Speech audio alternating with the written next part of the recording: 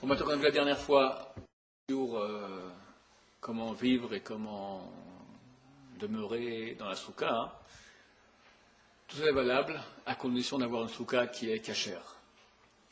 Et c'est compliqué, parce que les lois de Sukkot qui rendent une souka cachère sont difficiles, complexes. Pour vous dire d'expérience que je ne sors pas beaucoup de ma souka, et quand je suis invité, je peux dire d'expérience, une souka sur deux n'est pas valable. Et les gens font les brachot dessus, font les chefs souka, c'est bachal, batal, bracha en vin, ils mangent du pain, une quantité qui rend obligatoire d'être dans la souka, ils ne sont pas dans la souka. Donc c'est très facile, c'est comme n'importe quelle mitzvah. Si on suit les règles, alors on a fait la mitzvah. Si on ne suit pas les règles, très souvent on est hors de la mitzvah et on a fait le bachal et batal, le bracha en vin. Je ne pourrais pas, dans le cadre d'un cours maintenant, si court, raconter toutes les lois relatives à la mitzvah de souka, c'est-à-dire tout ce qui rend une souka cachère, oui ou non. Je dis les choses en gros, suffisamment pour que vous ayez une bonne idée. Aussi les points qui sont fréquents chez les gens, où il y a des erreurs. Et ça vaut la peine que quand quelqu'un fait sa souka, ou bien qu'il apprenne bien toutes les lois relatives à la souka, ou qu'il amène un tamid chacham, quelqu'un qui a bien appris ses lois, et qui vérifie sa souka si ça marche bien. C'est pas trop compliqué si on suit, je vais vous dire, il y a beaucoup de détails des fois, mais on peut s'arranger en n'allant pas trop en... Voyez, par exemple, on va commencer. Pour faire une souka, il faut avoir 3 mechitsot, 3 parois, en forme de carré, ce qui fait une chose comme tac, tac, tac. D'accord? Maintenant, la loi stricte nous autorise à avoir 2 parois et encore un petit morceau de paroi. Maintenant, comment faire ce petit morceau de paroi? Alors, il y a plusieurs façons. Si on fait les 2 parois qui sont ensemble, comme un angle comme ça, là on pourra avoir moins de 24 cm de vide, avec une paroi qui fait 10 cm, et après tu auras 4 pétards, et après une forme d'entrée. Ou si on a 2 parois comme ça, on pourra avoir moins de 24 cm, avec 40 cm de paroi, plus encore tu auras 4 pétards. Quand je dis ces choses-là, la moitié du public est largué, c'est pas de quoi je parle. Et c'est des choses qui sont compliquées. Donc on va dire, c'est vrai que dans les détails on peut arriver. Moi je veux dire une façon qu'on est certain qu'on est rendu quitte, sans aller dans les détails, comme c'est plus simple pour les gens, on va dire il faut 3 parois de, a priori, 70 cm de long. C'est-à-dire que je vais faire un carré qui a une paroi, si je fais en plan, 70 cm, 70, 70. C'est pas très grand, c'est petit suffisant pour se dire comme ça et manger. Alors, je vous montre avec les dictionnaires, je ne vais pas prendre du doctorat parce que c'est pas cavode. Voilà, alors on aura une paroi qui fait 70 cm de large. La hauteur combien? 10 tfachim, 10 points, ça fait 1 mètre de hauteur. Donc on prend 3 parois qui font 70 de large par 1 mètre de hauteur, on en met une comme ça, pour que tout le monde voit bien, et la troisième au milieu comme ça. Et voici notre souka. Ok? Maintenant, si on n'arrive pas à trouver de la place, quelqu'un par exemple, il est évident qu'une souka se fait à la pleine lune. On ne peut pas avoir maintenant le balcon du voisin que dessus. C'est pas valable. Ou une maison ou un arbre. D'accord? Il faut qu'on soit le ciel qui soit au-dessus de nous. Si on n'arrive pas à trouver une place pareille, par exemple, j'ai mon balcon, mais il y a un balcon au-dessus, juste une petite place dans mon balcon. Alors, à posteriori, on n'a pas le choix. Vu qu'il y a un avis qui dit que le point, nous on considère qu'un point c'est 10 cm. Il y a un avis qui dit que c'est 8 cm. Donc on pourra minimiser. Et dire qu'il nous faut 7 points de large pour 10 points de haut, n'est-ce pas, par paroi. Alors on pourra considérer 56, on rajoutera comme 1 cm pour être certain, 57 cm de large sur 80, on mettra encore 1 cm de plus pour être certain, 81 cm. 57 cm sur 81 cm à posteriori. A priori, 1 mètre de hauteur pour 70 de large, a posteriori 81 cm de haut pour 57 cm de large. On prend 3 parois comme ça, et on a notre souka. Maintenant, bien sûr, il faut qu'il y ait 1 mètre minimum de haut pour la paroi, ou 80 cm, mais c'est pas obligé que le srach c'est le toit, que le toit de la souka il soit collé aux parois. On a une loi qui s'appelle Gud Achit Mechitzta. Gud Achit, Gud Asik Mechitzta. Gud Asik, Gud signifie je relie, Asik, je fais monter les Mechitzot, les parois. On peut mettre une paroi même, on va dire, à 5 mètres de haut, et considérer que la paroi, elle monte de façon virtuelle, d'accord? Du moment que j'ai trois parois qui sont en bas, si j'ai au-dessus d'elles un toit, c'est valable. Pas forcé que les parois touchent le toit. Donc si quelqu'un maintenant est dans son balcon, tout simplement les parois du balcon, avec le mur de la maison, c'est tout à fait suffisant, il met dessus qu'un toit, c'est absolument valable. Ok? Il faut faire attention que les parois soient, comme je dis, au moins 1 mètre de haut, a posteriori 80 cm, mais qu'elles commencent de par terre, en tout cas pas plus haut que 24 cm du sol. Si les parois sont suspendues dans les airs. D'accord? S'il y a ici de l'air plus de 24 cm ou plus, donc plus de 23 cm, c'est pas valable. Une paroi doit commencer à partir du sol dans les 23 cm du sol. 3 points. 3 points, ici on va aller de la vie plus grave. Le point, on ne sait pas si c'est 8 ou 10. On va toujours le plus grave. D'accord? Si je dis maintenant 10 cm en bas, ça fait 30 cm. Mais d'après la vie qui dit 24 cm, 8 cm par point, ça fait 24 cm. Donc là, je ne suis pas rendu quitte. Donc je vais les khumra, je prends la vie sévère, je dis, je suis ministre de la Torah, je suis sévère, je dis 24 cm. Donc il faut que ça commence à moins de 24, donc à 23 cm du sol. Si maintenant quelqu'un il a dans son balcon, on va dire, il a son balcon qui est comme ça, et le balcon du voisin qui est comme ça. D'accord? Alors il y a une bande ici d'air. Cette bande d'air, elle est longue, parce que son balcon fait 10 mètres de large, de long, on va dire, mais il est fin. D'accord? On va dire qu'il n'a que 50 cm ici de large sur 10 mètres de long. Donc au niveau du volume, il a bien plus qu'un volume de 70 sur 70. Mais ce n'est pas valable. Il faut que ce soit carré. Une souka qui est rectangulaire, bien qu'elle est rectangulaire longue, si elle n'a pas la largeur requise d'au minimum, j'ai dit a priori 70 ou a posteriori de 57 cm, n'est pas valable. Il y a des cas très extrêmes, je veux dire en 2 mots, si vous comprenez tant mieux, sinon tant pis. Si quelqu'un il a 57 moins avec 16, comment ça fait? Ça nous fait 41. S'il a ici une largeur de 41 cm, et il a donc 2 points, ça veut dire 16 cm qui sont par le toit du voisin, il met la paroi ici, à la fin des 56 cm depuis le mur de son balcon, hein, vous comprenez ce qui se passe ici, c'est la maison, là c'est le balcon, c'est valable. Bon, ceux qui ont compris, tant mieux. Ceux qui n'ont pas compris, tant pis, ils demanderont une autorité rabbinique compétente sur place, parce que c'est des choses qui sont très compliquées, on ne peut pas jouer ici, c'est des choses qui sont délicates. Donc ça, c'est les parois. Une paroi peut être faite de n'importe quel matériau. Donc ça ne dégage pas une mauvaise odeur qui fera que la souka sera inhabitable. Il faut que la souka soit avec une chose qui soit habitable. Si elle sent mauvais, la personne, elle quitte. Mais on peut prendre maintenant n'importe quel matériau. Il faut que le matériau soit solide. Ça veut dire, il y a une très mauvaise habitude de vendre des soukottes ou de faire des parois en drap, en jute, en quoi que ce soit. Il y a une loi qu'il faut bien comprendre et elle est sans aucun recours possible. Si la paroi, elle bouge dans un vent moyen, même elle bouge un peu, quelques millimètres, on va dire 1 cm, elle bouge comme ça, elle tremble, c'est pas considéré comme une paroi. Même si on l'a tendue à mort et la paroi de drap ne bouge pas, les poskim, les décisionnaires actuels disent que c'est pas valable. Pourquoi? Parce que facilement, ça se détache, ça se ramollit et ça se met à bouger, et la personne est au milieu de son repas, elle fait la boire, elle ne se rend pas compte maintenant que, ou bien ça s'est détaché complètement, ou bien ça s'est déjà un peu ramolli, la puissance de la tension qu'on a fait au drap, et le drap il bouge, ou même il n'y a pas de vent, mais s'il y avait du vent ça bougerait, et lui croit que la souka elle est cachère, elle n'est pas cachère. Les draps ne sont pas cachères. Et les bâches en plastique rigides. Idem bâche en plastique non rigide, d'accord? Maintenant, ce qui est rigide. C'est voilà, du moment que c'est bien et ça ne bouge pas. Chez moi, j'ai des parois en bois. Ben, hier soir, j'ai fait ma souka. C'est bien de faire la souka là, dès que Yom Kippour vient de sortir, aussi possible de la finir le lendemain matin. Mais, bien que j'ai des choses de bois de rigide et des parois de bois, des fois, quand il y a beaucoup de vent, ça bouge un peu. Donc, je suis obligé de bien les clouer. Une paroi ne doit pas bouger au vent. Point. Ok? Donc, il faut que ce soit une paroi qui soit rigide, solide. Ce qui se vend aujourd'hui dans le commerce et qui est valable, mais il y a un très grand danger, il faut faire attention. Alors, qu'est-ce qui est valable? Il y a une loi de la Torah qui s'appelle l'avoud. L'avoud, c'est quoi?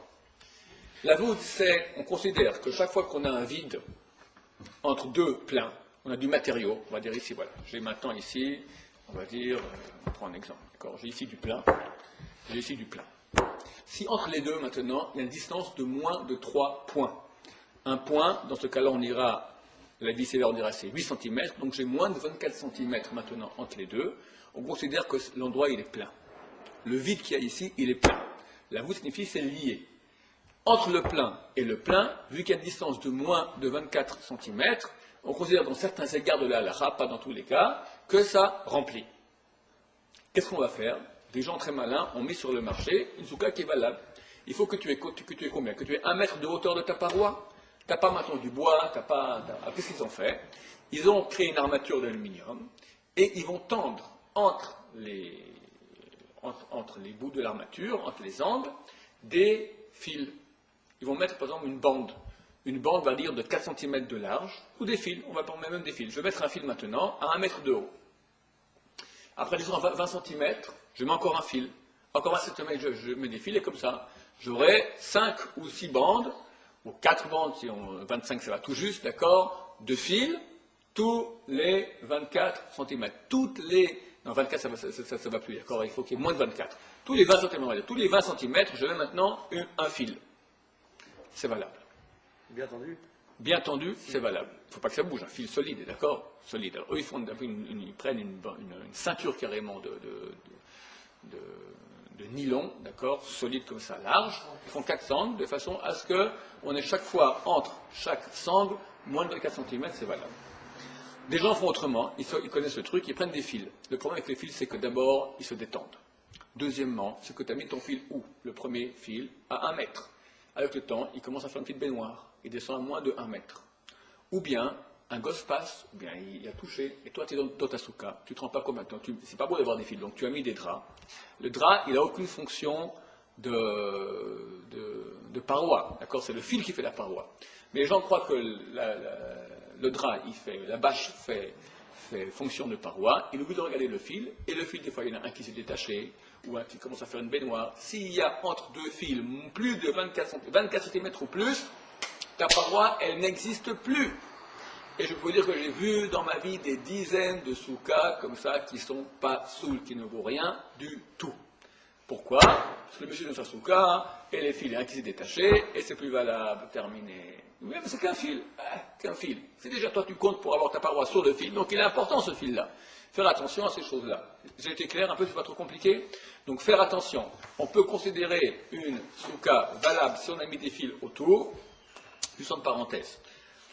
D'après le Mishnah Brura, et comme ça il faut être décidé a priori, si on fait que des fils sans mettre un drap, alors il faut que ces fils fassent les 4. 3 parois sont insuffisantes, il faut 4 parois. Tu peux laisser dans la 4e une ouverture, mais il faut 4 parois de fils. Si j'ai mis des draps aussi, alors drap tout seul, c'est pas valable. Mais drap plus fil, ça fait qu'on n'autorise que 3 parois. 3 parois faites de fils et de draps ensemble, c'est valable. Si je mis que des fils sans de draps, alors il faudra qu'on ait 4 parois.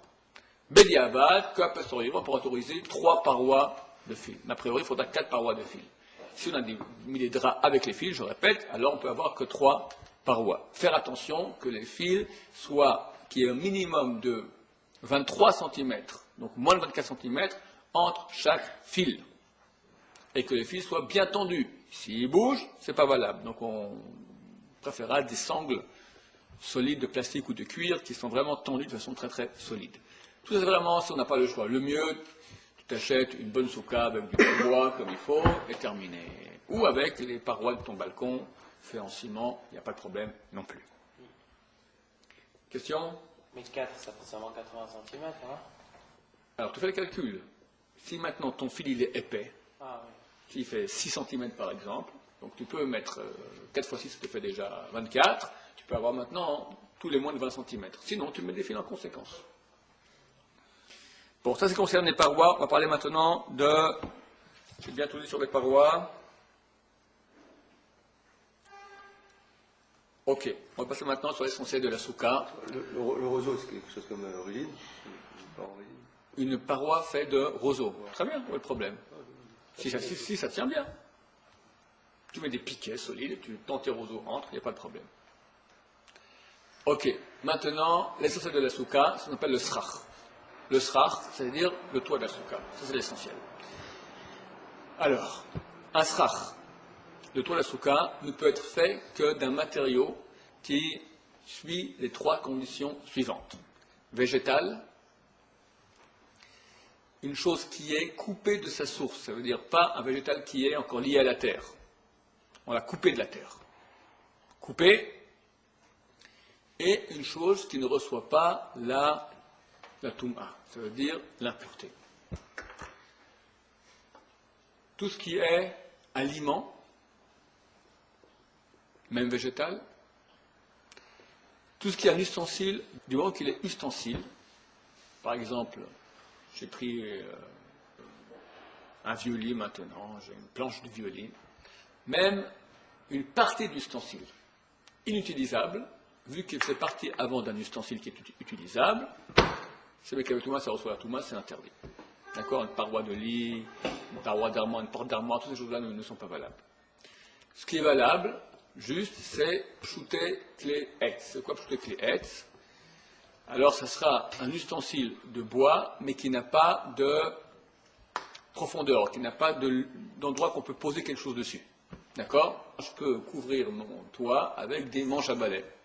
Parce que dans le manche à balai, tu n'as pas d'endroit où on peut poser une chose. D'accord? Tu ne peux pas prendre maintenant un petit haricot et me poser sur ça, c'est rien du tout. Il faut que ce soit une chose qui est cliquibou, ça veut dire une profondeur dans laquelle je puisse installer quelque chose. Ah, juste, comme vous avez dit métal, ustensile de métal, métal. Ustensile de métal, même métal. Je ne peux pas prendre maintenant une plaque de fer et la mettre papier aluminium, c'est pas valable. D'accord? Il faut que ce soit végétal. Guidoulé kaka, des choses qui poussent de la terre. Qu'est-ce qui pousse de la terre? Le végétal. D'accord? Végétal, coupé de sa source, et une chose qui ne reçoit pas l'impureté. Alors l'impureté, c'est tout ce qui est ustensile, mais ustensile, si on parle d'ustensile de bois, un ustensile qui a un cliquiboule, qui a une partie profonde dans laquelle on peut mettre quelque chose qui va tenir. D'accord? On va expliquer une différence entre le support du srach et le srach. Alors, si déjà tu parles du support du srach. Le support du srach, a priori, on fera aussi avec une chose qui ne reçoit pas la touma. Par exemple, donc pas avec du fer, pas avec des clous, pas avec des morceaux d'habits, par exemple, qu'on aura attaché. On va attacher le srach, le toit, avec un fil de chanvre, par exemple, qui se vend dans le commerce, ou avec des morceaux d'habits. Toutes ces choses-là reçoivent la touma, c'est interdit. Alors, je ne pas, non, le toit, c'est interdit complètement. Maintenant, le support du toit. Par exemple, j'ai peur maintenant qu'il y ait du vent, j'attache mon toit avec un fil. D'accord? Un fil de chanvre. Ou je pose dessus maintenant, je ne sais pas moi, des gros morceaux de fer, comme ça, pour qu'il y ait du poids et le vent ne fasse pas. Tout ce qui fait que le toit tienne bien, s'appelle un support. Il peut être dessous, il supporte, ou il peut être dessus, il supporte pour pas que ça s'envole. D'accord? Alors, a priori, c'est interdit, mais a posteriori, c'est valable. C'est valable. Le Chazonish, il dit, et la halakha n'est pas comme ça, celui qui veut être super mahmir, alors on appelle ça Mahamid. Mahamid, c'est un support. Même un support de support, il dit qu'il ne faut pas que ce soit fait avec une chose qui soit Mekel Betouma, qui reçoit l'impureté. Nous, on est Mekel là-dessus. On peut autoriser un support de support. Ça veut dire, si maintenant quelqu'un a une armature, par exemple, en fer, de Sasuka, alors c'est pas bien, a priori, de mettre les morceaux de bois de son toit sur l'armature de fer. Parce que le fer reçoit la Touma, reçoit l'impureté. Donc on ne va pas mettre les morceaux de bois sur le fer lui-même. Qu'est-ce qu'on fera? Si j'ai une armature de fer, elle sera le support du support. Sur elle, je mets une petite latte de bois sur tout le rebord de l'armature, qui est support en bois du toit, et dessus je mets le toit. Ça c'est valable, sans problème pour nous. Ok? Et pour attacher, vous avez dit, on peut mettre avec que ce soit naturel aussi, végétal. Attacher. Si c'est une chose pour attacher justement pour pas que ça s'envole, alors il faut une chose qui soit non seulement végétale, une chose qui ne reçoit pas la touma. Un fil de chanvre, ça reçoit la touma. Comment ça se fait? Parce que c'est un cli, c'est un ustensile. Un fil, c'est un ustensile? Bien sûr, un fil, c'est un ustensile. C'était pour travailler. Bien sûr, bien sûr, bien sûr. En coton, Bien sûr. dans le coton. Ah ouais, aussi, ça Et reçoit la la ficelle, touma. alors? Hein? Ficelle aussi, Alors, quel ficelle. type de ficelle on Alors, peut rien à mettre? foutre. Il n'y a rien qui s'est Alors, ce que nous on fait ici, on prend des morceaux de bois lourds, d'accord, on pose comme ça sur le toit pour pas que ça s'envole. Maintenant, dans tous les cas, c'est qu'a priori, a posteriori, c'est valable. D'accord? C'est clairement marqué dans le Shulchan Aruch. Décoration, on va parler tout de suite. D'accord? Donc, Ok. a posteriori, d'accord, ça... A posteriori, si le toit il est supporté ou retenu par une chose qui n'est pas valable pour être un srach, pour être un toit de souka, c'est valable. A priori, on prendra pour supporter ou pour retenir le srach, le toit de la souka, qu'une chose qui est valable en elle-même pour être un toit de souka. Ok? C'est quoi la largeur maximum qu'on peut poser sur le toit pour que le... Alors, la largeur du toit. Les planches de bois Alors, qu'on met sur le toit pour pas que ça s'envole. Mon toit, je veux ok, pas que ça s'envole. les Donc, planches, une grande planche très de bien. bois dessus, et quelle est la Ok, largeur maximum? ok, très bien. Alors, Chazal, on fait une xéra de la banane, que si on prend des planches, qui ne sont pas des morceaux d'armoire ou des morceaux de lit, parce que c'est une partie d'un ustensile, c'est interdit. Des planches, ils ont interdit de recouvrir une souka avec des planches qui font plus de 4 points. Donc 4 x 8, ça nous fait 32 cm de large. Moins, ils ont permis. Néanmoins, le décisionnaire, durant le siècle passé, la coutume déjà, a dit, pourquoi c'est interdit? Ils ont dit, parce que si les gens maintenant, ils vont commencer à prendre des planches qui font plus de 32 cm ou plus, ils vont dire, ce sont des grandes poutres. Ma maison aussi a des grandes poutres. La différence entre ma souka et ma maison. Ils vont commencer à habiter dans leur maison en disant qu'il y a une souka. À l'époque, il y avait des grandes poutres comme ça. Vu que la coutume aujourd'hui, c'est d'avoir même des poutres qui sont plus fines. Donc, les décisionnaires, déjà dans le siècle passé, ont interdit d'avoir une souka. Ce sera Xeratikra plus. Ont interdit d'avoir une souka qui est faite avec des planches qui font un point. Un point, c'est 8 cm. Donc, on prendra des morceaux de bois qui font moins de 8 cm. Comme ça, la coutume à Yerushalayim, depuis longtemps. Non, par exemple, des grosses planches, d'accord? Même une petite latte comme ça va plus de 8 cm, c'est déjà un problème. Dans l'épaisseur aussi, hein, Dans, ça revient au même. L'épaisseur, quand tu le mets comme ça devient une largeur. D'accord? C'est la même chose. La longueur. Longueur, tant que tu veux, il n'y a pas de problème. Je crois que 30 cm enfin 24 cm d'épaisseur. Non, non, vu que maintenant la coutume, j'ai dit, elle est pas plus d'un point, pas plus de 8 cm d'épaisseur, des deux côtés, largeur ou épaisseur. Mais c'est pas lourd, ça, comment ça tient? Ça tient, tu prends des planches comme ça, c'est extrêmement solide. Et ça, c'est mieux que la ficelle. Les C'est mieux que la ficelle, ça. Ça, c'est aucun problème. Il n'y a aucun problème avec ça. C'est beaucoup mieux que la ficelle. Maintenant, ça c'est la Xeratikra, donc le décret qu'on n'a pas le droit d'avoir des planches qui font plus de 8 cm, de peur qu'on va croire qu'on peut être dans sa maison qui est recouverte de poutres aussi de même type. La largeur du toit de la souka, l'épaisseur. A priori, ça doit être un toit qui est léger, suffisamment léger pour nous permettre de voir les étoiles, pas les étoiles petites de la nuit, les étoiles qui au début de la nuit, les grosses étoiles, d'accord, il y a des grosses étoiles qu'on voit déjà quand il fait encore à moitié jour, déjà elles apparaissent. Je crois que c'est Vénus, d'accord, il y a des étoiles qu'on voit très bien. Si on peut voir ces étoiles-là tu regardes maintenant par un des trous du toit, tu arrives à voir ces étoiles-là, c'est a priori. Tu peux épaissir plus. Tant que, quand il pleut, la pluie, elle traverse et elle te dérange dans ta souka, c'est valable. Si tu épaissis plus que cela, que même il pleut maintenant une bonne averse, et toi, il n'y a rien du tout qui se passe, ou une petite goutte par-ci, une petite goutte par-là, tu es bien protégé, a posteriori, c'est valable encore. A priori, c'est pas bien, a posteriori, c'est valable, et pour les Sfaradim, Rabbi Sefkar autorise même sur la bracha dans une souka, dans laquelle même quand il pleut, tu ne ressens rien du tout. D'accord? Donc on peut faire très épais. A priori, on ne fera pas comme ça. A priori, quand il pleut, il faut que tu aies la pluie qui tombe dans ta souka. Le mieux, comme j'ai dit, donc il y aura 3 niveaux. Le mieux, c'est qu'il faut qu'on puisse voir les étoiles du début de la nuit. Moins bien, mais valable encore a priori, c'est épais, que tu vois plus rien du tout, plus aucune étoile, même il fait noir complet la nuit, le jour, il n'y a même pas du soleil qui passe, mais quand il pleut, ça transpasse. Et a posteriori, tu peux encore tout sur la bracha du chef Souka, c'est encore valable, mais ce n'est qu'à posteriori que c'est valable. A priori, on ne fera pas comme ça, une souka dont le toit est tellement épais que même quand il pleut, tu ne ressens pas la pluie qui tombe. N'attends pas qu'il soit trop léger non plus. Il faut absolument qu'il y ait dans ta souka plus d'ombre que de soleil. Quand tu regardes par terre, il faut qu'il y ait plus d'ombre que de soleil. Une majorité. Qu'est-ce qui se passe maintenant si j'ai une partie de la souka où il y a une majorité d'ombre et une autre partie de la souka où il y a une minorité d'ombre? Alors qu'est-ce qu'on fait?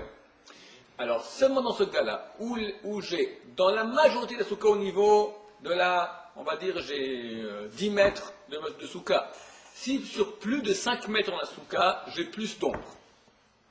Et dans moins de 5 mètres de la souka, minorité, j'ai plus de soleil. Si je prends toute l'ombre et tout le soleil et toute la souka, si ensemble maintenant il y a plus d'ombre que de soleil, c'est valable. Même dans la partie où il y a, je vais maintenant dans la partie où il y a plus de soleil, je peux dans la souka, c'est valable, parce que ça rentre dans le cadre de la grande souka, bien que j'ai un endroit où il y a plus de soleil que d'ombre. Mais Là, c'est ouvert. non, si c'est ouvert, c'est pas valable. Il faut qu'il y ait un toit. Mais attention, il ne faut pas qu'il y ait dans un endroit, c'est éparpillé, il ne faut pas qu'il y ait dans un endroit de la souka 7 sur 7, 7 points sur 7 points, donc on va dire 57 cm. 50, il ne faut pas qu'il y ait même 56 cm sur 56 cm, un endroit où il y a plus de soleil que d'ombre. S'il y a un endroit comme ça, c'est pas valable. Des fois, c'est valable, si c'est dans un coin, etc. Je ne vais pas rentrer trop dans la halakha. S'il y a une question de ce type-là, on amènera une autorité rabbinique compétente qui tranchera. En gros, il faut savoir qu'en moyenne, il faut qu'il y ait plus d'ombre que de soleil dans toute la souka. Même s'il y a des endroits où il y a plus de soleil que d'ombre, c'est valable. Du moment que c'est une minorité dans toute la souka, et du moment qu'il n'y a pas ensemble un endroit de soleil, enfin ombragé, où il y a plus de soleil que d'ombre, qui fait 56 cm. C'est ça au sol qu'on mesure? On mesure au sol et non comme ça. On mesure parce que lorsque le soleil vient sur le sol, il prend plus de place que l'ombre. D'accord?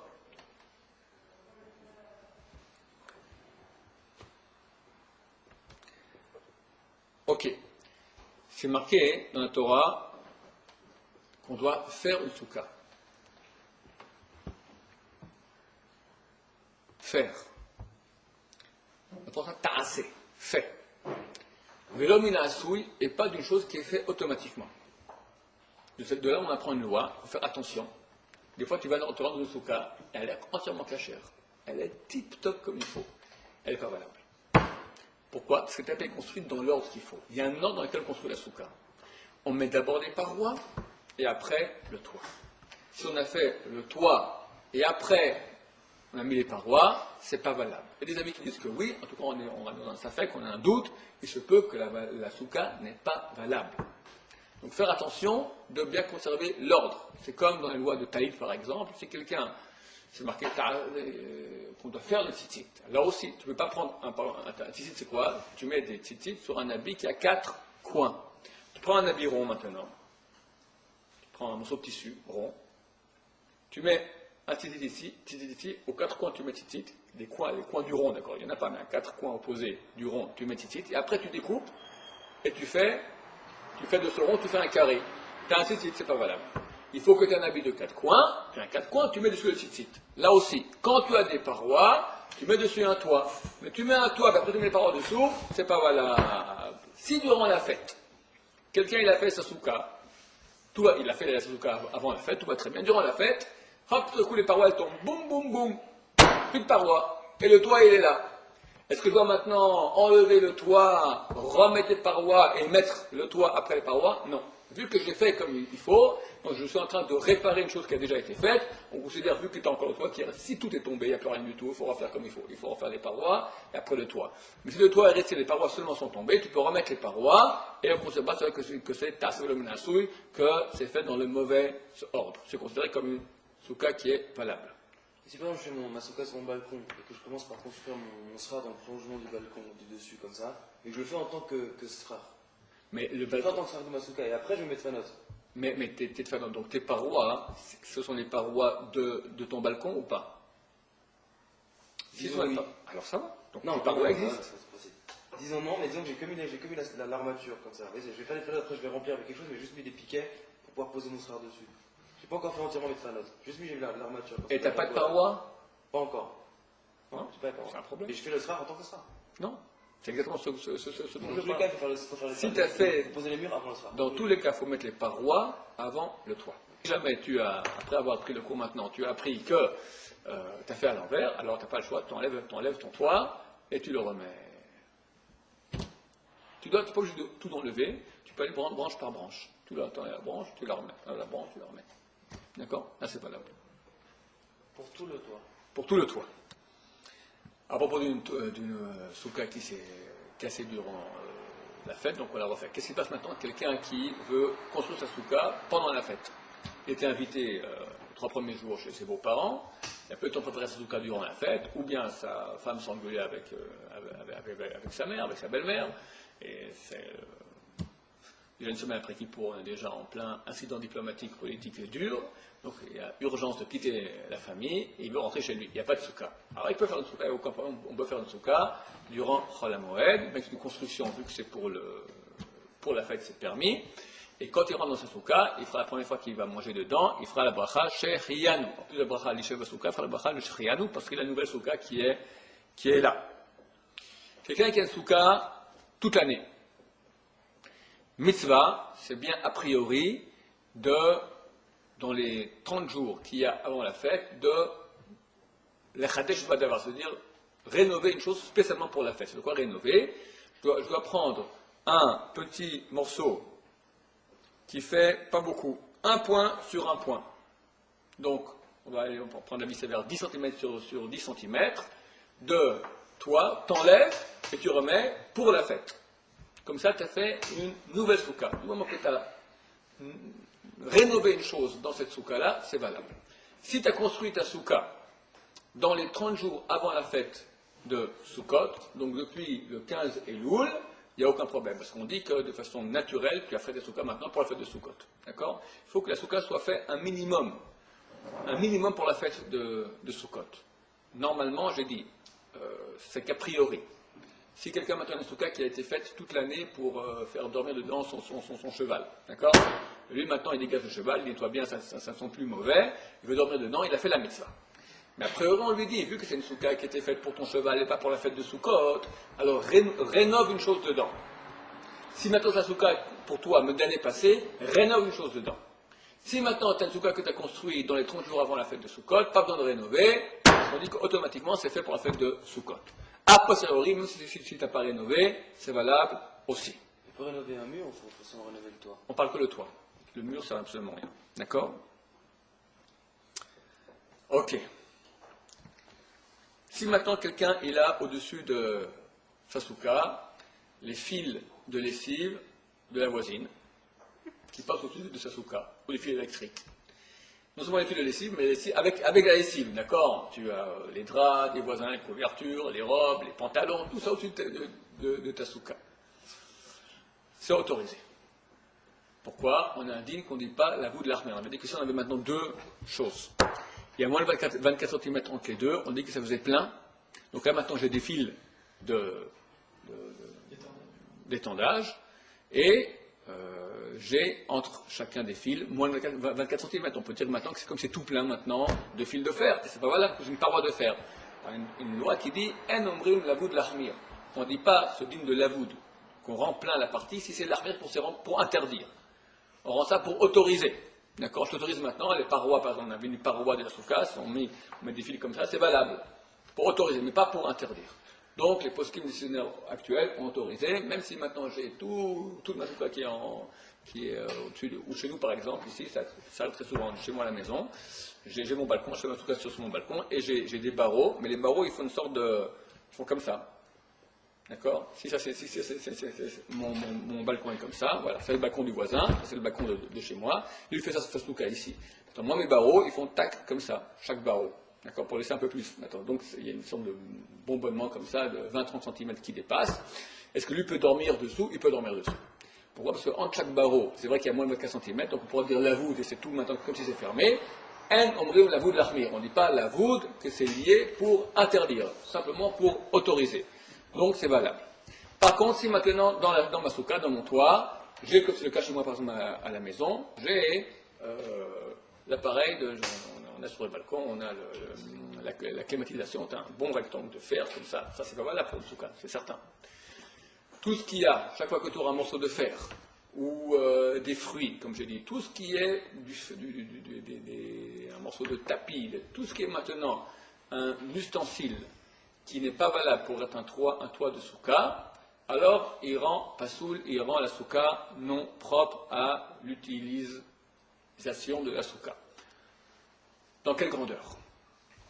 Maintenant j'ai mis sous ma main des feuilles de vigne, il y a un grain de raisin, c'est un problème. J'ai un fil de fer qui se balade, c'est un problème. J'ai même un barreau qui passe, et moi j'ai 2 barreaux qui passent dans toute la souka, c'est un problème? Non. il faut, pour que ce soit interdit, il faut que le srach, parce que le toit interdit donc de faire, on va dire, il fasse au moins 32 cm sur 32 cm. 4 points, 4,5 cm. 32 sur 32. Si à 32 sur 32, c'est un problème. Tout ça de quoi on parle? On parle au milieu de la soukha. Sur les bords de la soukha, on fait une chose qui s'appelle Dofen Akuma. Vous avez sûrement appris ça, vous avez fait Masachet Soukha, traité de Soukha. Dofen Akuma, c'est quoi Dofen Akuma? On considère que la paroi, elle va tordue. Voici la paroi de ma soukha. Voici maintenant mon toit. Si maintenant, j'ai la paroi qui est faite de, on va dire, de pierre, et j'ai ici par exemple le toit du voisin qui continue. Le toit du balcon du voisin. Et ma soukha commence ici. Moi j'ai ici mon autre, j'ai ici la paroi, la barrière de ma... Ça c'est... Tiens, voir ça s'il te plaît, voilà. Ça c'est mon balcon, d'accord? Je rentre ici, ça c'est mon salon, je sors, j'ai le balcon. La première partie du balcon est recouverte par le toit du balcon du voisin. Là j'ai mon balcon qui est... Là ma soukha est valable. Ici j'ai ma paroi de fin de la soukha ou la balustrade de mon balcon. Est-ce que si je mets maintenant ici le toit, je peux avoir un problème que je n'ai pas de paroi. On peut considérer que ça c'est la paroi, bien que ici j'ai un toit qui n'est pas valable, il est fait de ciment, du moment que ce toit-là de ciment fait moins de 4 amot. 4 coudées, ça veut dire fait moins de... Une coudée c'est 41 cm, ça fait 196 cm, presque 2 mètres. S'il fait moins de 196 cm, on considère que cette partie-là, c'est comme la paroi. On va dire que la paroi, elle va tordue, c'est Dofen Akuma. Dofen, c'est paroi, Akuma, tordue. C'est-à-dire que la paroi, elle va tordue, et c'est comme si elle arrive ici. Et là commence ma soukha. C'est un din, al-Harouch Abissina, qu'on a reçu ça depuis Moshe Rabbeinu, que sur les bords, un toit qui n'est pas valable, il est valable tant qu'il n'arrive pas à 196 cm de large. Chez moi à la maison, j'ai ici ma climatisation. En plein dans la soukha. Vu qu'elle est proche du bord, alors je dis Dofen Akuma, je dis ça fait partie de la paroi qui est plus longue. Et la soukha commence après la climatisation. Donc il peut dormir à côté de la climatisation, dessous du pas dormir, mais ça ne rend pas la soukha non valable. Elle a une paroi, la soukha. Cela est valable. Ok? Pour manger donc? On ne peut pas manger et dormir dessous, mais la soukha elle-même est valable, ça ne casse pas le statut des 3 parois de la soukha. L'air c'est plus grave. Pourquoi? Parce que l'air, il n'y a rien. C'est pas recouvert. L'air déjà a 3 tfachim. On avait dit, je répète, pour une chose qui est interdite, du fer par exemple, au centre de la soukha, 4 tfachim, 32 cm sur 32 cm, c'est pas valable. Sur le bord, jusqu'à 196 cm, c'est valable. L'air, que ce soit au centre de la soukha, au milieu de la soukha, ou au bord de la soukha, ça ne change pas. Dès qu'il y a 3 points sur 3 points d'air, toute la soukha n'est plus valable. C'est un problème. C'est pas le pénicula? Ça casse la soukha. Combien c'est 3 tfachim sur 3 tfachim? Ça nous fait 24 sur 24 cm. À condition que ça casse. Regarde, c'est un peu compliqué ça. On va dire maintenant comme cela. Moi, j'ai maintenant...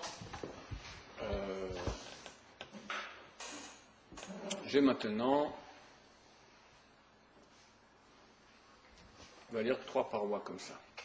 D'accord? Ok?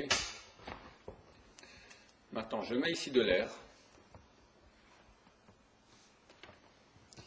Je mets maintenant un morceau d'air ici. 3 sur 3. C'est un problème. Pourquoi? Parce que j'ai la partie, ça casse la soukha, et j'ai ici 2 parois, il manque la 3e. Si j'ai maintenant mon morceau d'air ici, on va dire à plus de 70 cm de cette paroi, là. Toute cette partie de la soukha reste cachère. Pourquoi? Parce qu'elle est entourée de 3 parois. J'ai 70 ici, 70 ici, 70 ici. L'air, il est au-delà des 70. Plus loin que l'air, je ne peux plus manger. Parce que j'ai plus les parois. J'ai une paroi qui est carrée. Imagine que j'ai maintenant un carré ici. Et j'ai 3 sur 3 d'air au milieu. C'est valable. Pourquoi? Parce que j'ai de ce côté-là 3 parois. J'ai de l'autre côté aussi 3 parois. C'est valable aussi. Parce que tu dis-toi maintenant que c'est appelé quoi la soukha? Si je m'attends de l'air, ça traverse toute la soukha. C'est si j'ai même moins de 3. j'ai moins de 3 tfachim d'air, d'accord? J'ai par exemple une petite bande, faire attention à ceux qui couvrent avec des lattes par exemple, faire attention de mettre quelques lattes transversales aussi. Pourquoi? Parce que si maintenant 2 lattes, j'ai un morceau d'air même petit, qui traverse toute la soukha, il partage ma soukha en 2. Et si maintenant dans l'autre partie de la soukha, j'ai pas 3 parois, c'est pas valable. Ce qu'on a dit maintenant que l'air, il rend la soukha non valable, même en moins de 3 tfachim, s'il traverse toute la soukha, c'est vraiment, s'il la rend, si le fait de traverser la soukha, ça coupe la soukha en 2. D'accord? Mais si maintenant, j'ai une bande d'air qui traverse toute ma soukha, mais des deux côtés, j'ai une soukha qui est valable, j'avais 4 murs, et j'ai maintenant ici 70 cm, 70 cm des deux côtés, c'est valable. Ok, c'est un peu compliqué de parler de ces choses-là comme ça, j'espère que les choses sont claires. Mais si je mets des bandes que dans une seule direction, et que je n'ai pas le chiour, la quantité de 70 sur 70 du côté, a priori c'est pas bon. Il va falloir que je mette des bambous en... Si tu as une bande d'air, si tu as une bande d'air, on va dire maintenant comme ça, j'ai maintenant mes 3 parois, d'accord, comme ça. Et là, j'ai mis des lattes. Environ à 20 cm du mur, j'ai tout à coup une bande d'air qui passe d'un bout à l'autre de la soukha. J'ai plus rien. Vu que maintenant cette bande d'air, elle annule la continuité de la soukha, c'est comme si cette paroi n'existe plus, celle-là. Donc j'ai plus que 2 parois, c'est pas valable. Donc il faut faire attention. Alors j'ai une question. Oui. On a dit avant qu'un toit, ou si moi je fais un toit avec des planches de bois, ouais, si j'ai de l'espace entre elles, il y a un problème.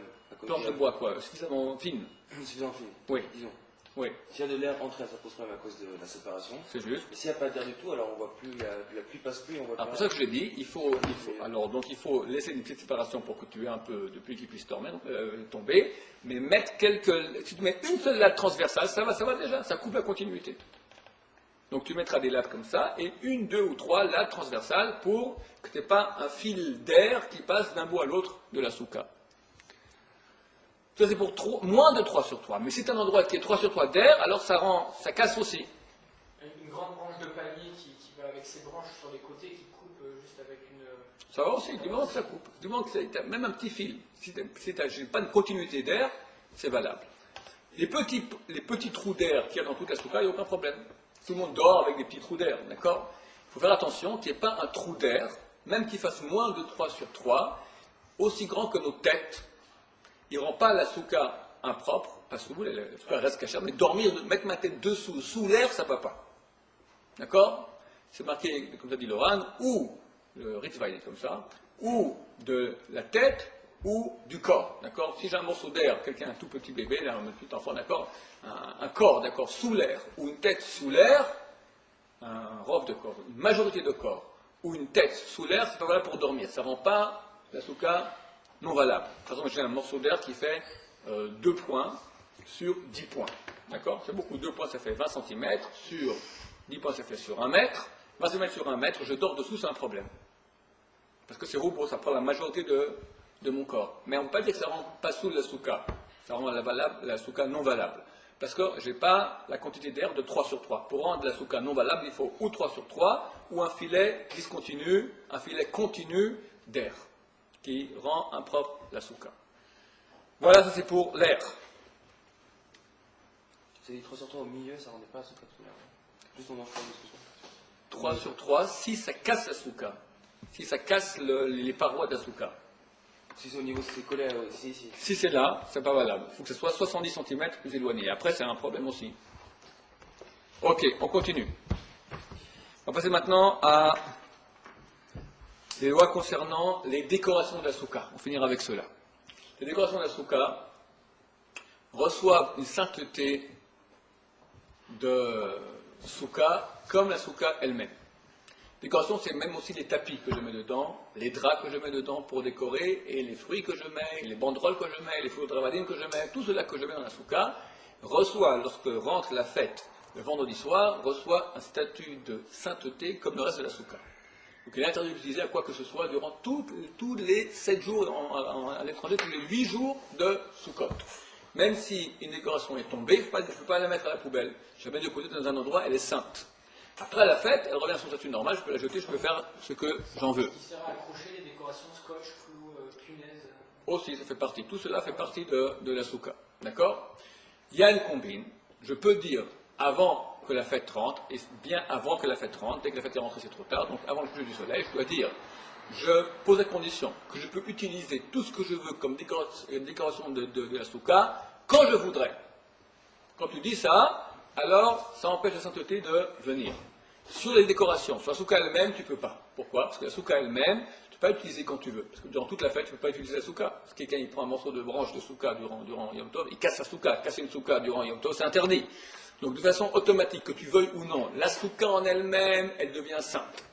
Les décorations, on peut éviter la sainteté des décorations si avant que le soleil se couche, on dit je pose la condition que je pourrais utiliser toutes les décorations de la souka tant que je veux, quand je veux.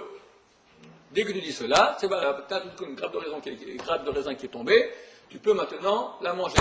Tu as un étrog, quelqu'un son étrog, il n'est pas valable, il a mis un beau étrog comme ça dans la souka, il peut le prendre maintenant, faire la mitzvah avec, il n'y a aucun problème. Oui, il y avait une question? Oui, un des piquets de monophène, je veux faire un étendage. En plein milieu de la morette, je vais accrocher un fil au milieu de mon monophène, un des pics, là je Non. On ne peut pas utiliser maintenant, par exemple, une partie de la paroi pour en faire un fil d'étendage. C'est interdit. Interdit. Parce que c'est une utilisation non sainte des parois de la souka. Oui. C'est l'importance à quelle hauteur j'accroche mes décorations ou... Alors, on va en parler. Deuxième chose, c'est bien que tu poses la question. On avait dit qu'un srar pasoul, c'est-à-dire un toit non valable de fer ou d'autres matériaux, il est, d'après la loi stricte, dès qu'il fait plus de 4 tfachim, 4 points de long, donc 32 cm de long, il n'est pas valable comme toit. C'est interdit. Maintenant, une décoration de ce type-là peut aller. Je peux prendre une décoration de guirlande, par exemple une belle guirlande comme ça, énorme, qui fait plus de 32 cm de large, je peux la punaiser dans mon toit, c'est valable. Pourquoi? Parce qu'on dit c'est annulé par le toit. Le toit est valable en lui-même, c'est annulé par le toit. À condition que ce soit annulé par le toit. C'est quoi à condition? Que ce soit suffisamment proche du toit pour être annulé par le toit. Pour cela, il ne faut pas que ce soit plus loin de 4 points x 8, ça nous fait 32 cm du toit. Tu prends le toit, dès qu'il s'arrête, tu comptes 32 cm. La décoration doit être dans les 32 cm du toit. Plus bas, ça rend la souka non valable. Si la décoration fait plus de 32 cm de large et elle descend à plus bas de 32 cm du toit, cette souka n'est pas valable. Il y en a qui disent si elle commence dans les 32 cm du toit, il y a un petit fil, elle commence à 30 cm du toit, on va dire, et descend plus bas, il y en a qui ont voulu l'autoriser. Mais c'est vraiment très just, très très limite. Maintenant, plus que cela, le Shulchan Aruch dit, Marais dit comme ça, vu qu'on apporte que les gens vont avoir des décorations qui font plus de 4 cm, plus de 4 points, donc plus de 32 cm de large, à plus de 32 cm du toit, on va interdire, quoi que ce soit comme décoration, même qui est plus petite que de 32 cm, avec une petite guirlande, on va l'interdire, c'est les moins de 32 cm du toit. Et ça, c'est un gros problème. D'après la halakha, on n'a pas le droit de mettre dans une souka des guirlandes, des décorations qui arrivent, le bas de décoration arrive à moins de 32 cm du toit. Faire attention parce que la majorité des soukottes, tu as des belles décorations qui descendent comme ça, très bas. C'est pas valable. A posteriori, on pourra autoriser. Pourquoi? Parce que ce n'est qu'un décret de peur que tu auras une décoration qui fait plus de 4 fachim, donc 32 cm. Si j'ai une décoration qui fait plus de 32 cm de large, là c'est un problème.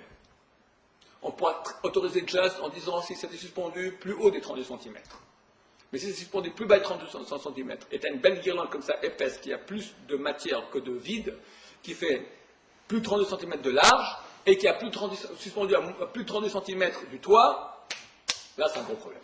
Déjà, la souka en elle-même a un problème. D'accord? C'est que tu as maintenant une chose qui n'est pas valable ici. A priori, la halakha est comme ça. Toute décoration, même petite, devra être collée dans les 32 cm du toit. C'est clair, la halakha? C'est un peu compliqué tout ce que je dis, mais on va dire comme ça. A priori, donc, il ne faut pas qu'il y ait une décoration qui descende plus bas. Le bas de la décoration même ne peut pas arriver à plus bas de 32 cm à partir du bas du toit.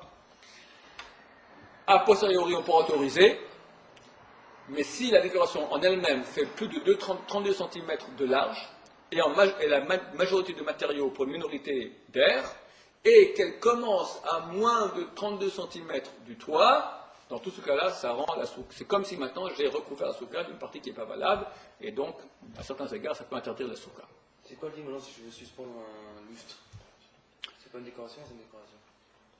Alors, il y en a qu'autorisé pour la lumière à l'époque, parce qu'ils ont dit que si tu mets maintenant trop proche du toit, ça va brûler le toit. Mais on parle d'un lustre qui fait moins de 32 cm de large. En plus, on peut pas le mettre dans ce cas. Non. Ah, tu peux le coller au. Tu le colles. Voilà. Non, j'ai fait que c'est un truc comme ça. Il y a une halakha dans le Shulchan Aruch, il y aurait des Reshpe Gimel 283 qui interdit d'écrire un verset quand ce n'est pas dans le cadre d'écriture de Torah, d'un texte de Torah. Or, lui, il parle de quoi? Par exemple, sur les talit, des fois, des gens ils mettent un beau verset, ou Tatef, ou Tchatem, ou ils mettent un verset sur un talit, c'est interdit. Ou bien, deuxième cas très classique, les décorations d'un soukha. Sur un soukha, tu as un verset, Shiva Yamim Tishu Basukot. 7 jours, vous serez assis dans les soukot. Les gens, ils prennent des versets de la Torah et ils les mettent. On n'a pas le droit de faire ça. Acheter déjà ce qui a déjà été fait dans le commerce et en mettre, bon, ça c'est valable, tu peux le faire.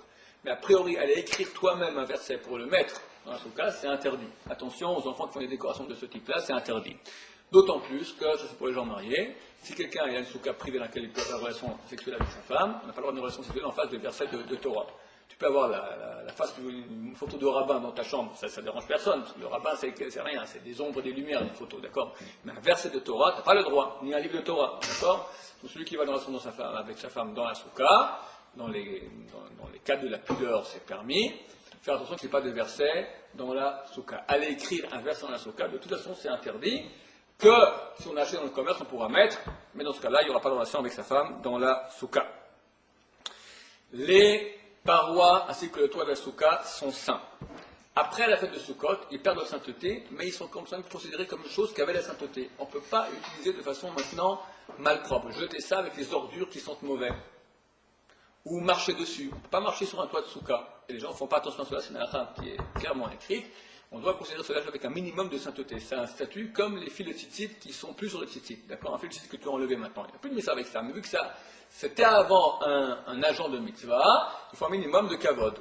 Les fils de tzitzit, on a l'habitude de les mettre dans la kniza. Vous enterrez comme les livres de sainteté. C'est pas obligatoire, mais c'est bien.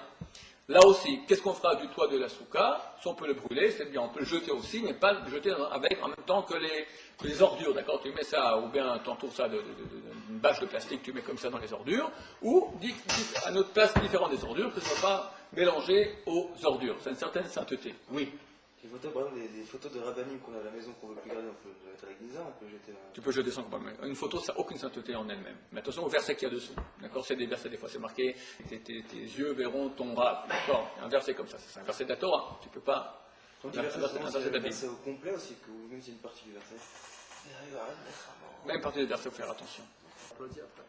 Bon, voilà en gros les lois qui concernent la soukha. Il y en a encore beaucoup plus. C'est beaucoup de chapitres dans le Shulchan Aruch, il faut les apprendre.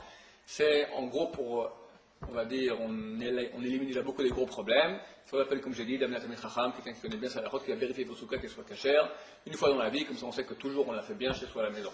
Qu'on ait une bonne fête de Sukkot, que Dieu nous amène la sainteté des sept avot qui viennent avec nous à la soukha, et que, B'ezrat Hashem, l'amène Mashiach bientôt. Baruch Adonai, le Ramam Amen.